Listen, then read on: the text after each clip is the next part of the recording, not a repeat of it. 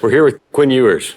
How's it going? Quinn, tell us a little bit about yourself. I'm from South Lake, Carroll, which is North Dallas area. Play football at University of Texas. What are you most excited about this season? I'm most excited to be back on the field with my teammates because, we put a lot of work in this offseason. We still got some work to do, obviously, this summer, but just recently we went on a little retreat with a couple of my teammates and, we kind of got to talk on things, what we think's best for the team, and we're forming a really mature brotherhood at the university. What did y'all do? I'm kind of curious at the retreat. Was it a bunch of hugging each other, or was it First, I would definitely say all of us were kind of, iffy about it, but it was awesome. A lot of team bonding exercises. How do we work together to complete a certain task? And I think it was great for us. Yeah. It was a good learning experience for sure.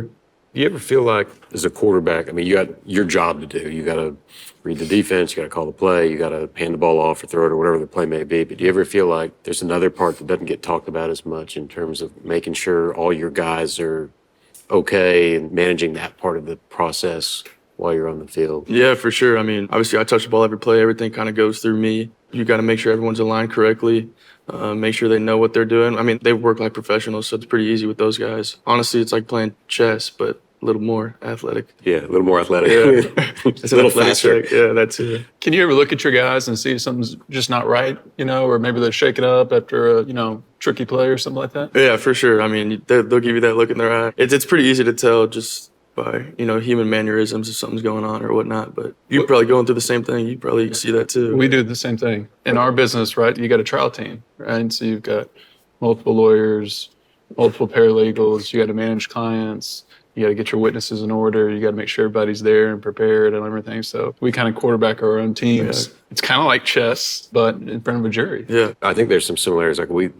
Obviously don't have the understanding that you do or Sark does about how he sets his game plan in the plays, but it seems like he's got one play that he calls because he's building on the next play to the next play, and there's a method of what he's got going on. And it's the same thing with us in trial. It's like, okay, we're going to do this morning because this afternoon we're setting them up for this, but we also got to keep an eye on our team. Totally, definitely set up things for the future. It's that eye candy. Eye candy always gets them. Mm-hmm. Sark likes to give them a lot of eye candy. That's right. Yeah. What's your leadership style? Obviously, in my position, the quarterback has to be vocal, but I'm probably not as vocal as I should be, but I do everything the right way, lead by example. But Sark does a great job, I believe, in, controlling the tempo of the game. One drive, the defense won't be able to set up, and the other drive will take it more slow and methodical. And, I'm cool either way. It doesn't matter to me. So you don't have a preference up-tempo versus...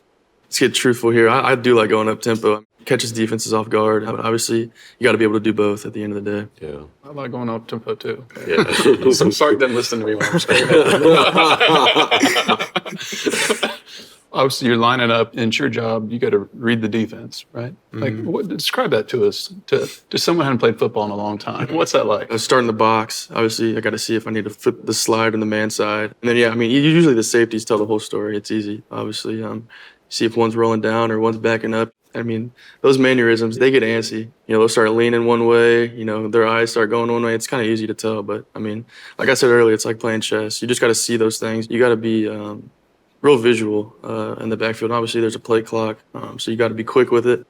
But it's fun. I enjoy it. Did you always play quarterback? Believe it or not, in Pee Wee, I also played defensive end. Yeah. Just because I was bigger than most kids. But, yeah, quarterback and then the end. Which is pretty funny. You won't believe this, but he used to be a linebacker. Is that right? A long time ago. There you go. But I was also this size in the 7th grade.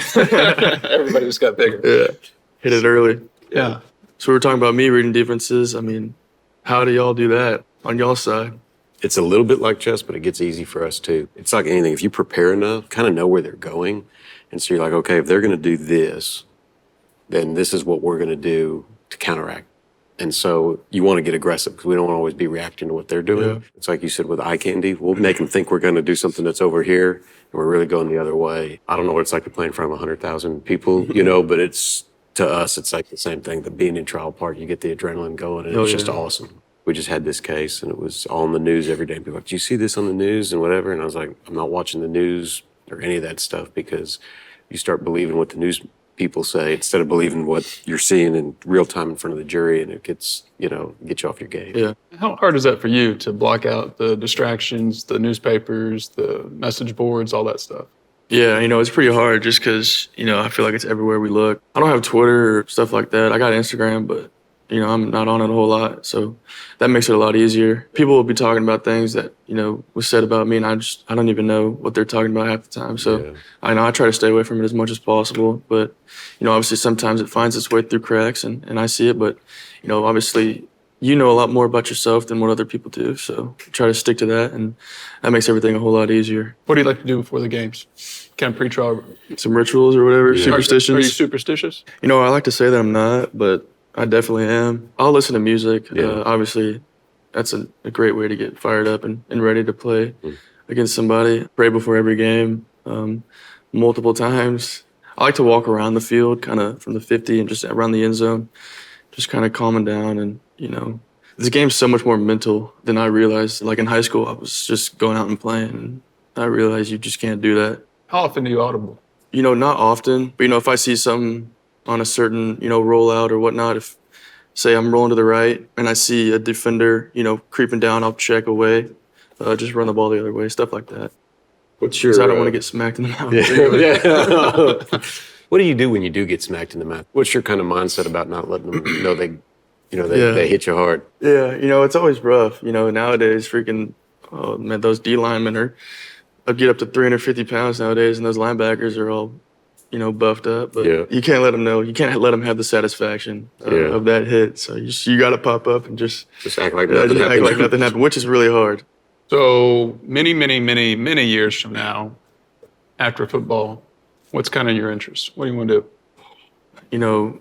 Honestly, I kind of want to get into the real estate business a little bit. I want to live on a ranch one day and, just be out in the country. Get away and decompress for a minute. I feel like it's a lot more peaceful out there, kind of get away from things, stuff like that. Yeah. Quinn, dude, thanks for coming down, man. Yeah, thank you guys. Jason, I really appreciate you coming out. Seriously, thank you guys. It's awesome getting to talk to you too. Good luck with the season. Appreciate that. Good luck with the rest of y'all season. You might hear us, the three of us and Scotty. And only cheering. Right? Only cheering. Yeah. Telling Coach Shark to call timeout. No, I'm going to tell him to go up tempo. Yeah, there you go. There you go. And now I feel like I've got the okay from you because you like up tempo. Don't get Quinn in trouble, man. He's going to see this and be calling me up. That's exactly.